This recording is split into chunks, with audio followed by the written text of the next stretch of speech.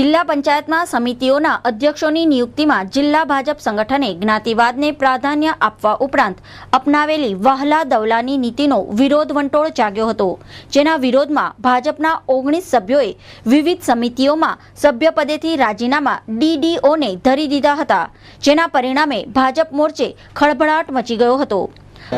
ગઈકાલે જે સમિતિના ચેરમેનોની વરણી થઈ, એ ચેરમેનોના વરણીની અંદર આપખુદશાહી વલણ જે અપનાવેલું અને દરેક વસ્તુનો નિર્ણય એ સમિતિના સભ્યોને કે જિલ્લા પંચાયત સદસ્યને વચમાં લઈને એમને પૂછીને નથી લેવાયો, એનો મુખ્ય અસંતોષ છે।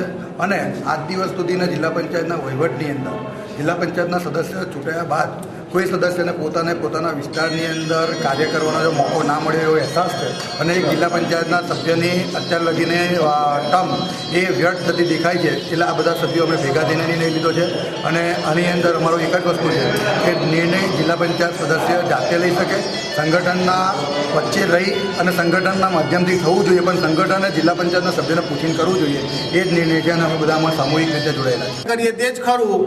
જે જીતીને આવ્યા છે એમના માટે એ લોકો ઓર્ડર કરે એવું જ કરવાનું, એના સિવાય કંઈ નહીં।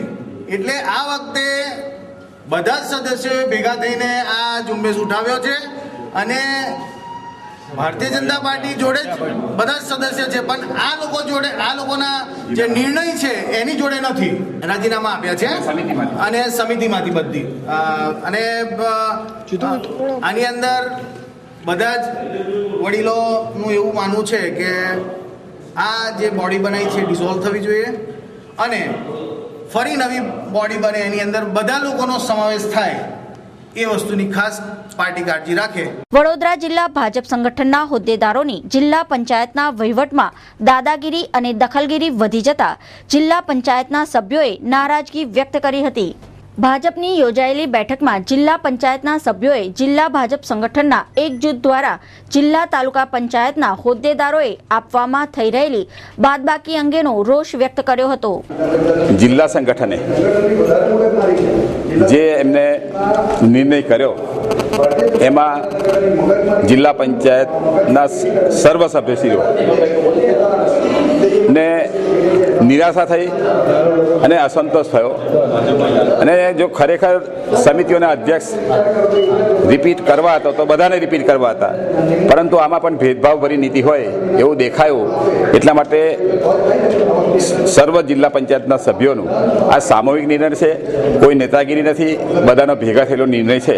ડીડીઓશ્રીને સભ્યશ્રીઓએ રાજીનામા આપી દીધું।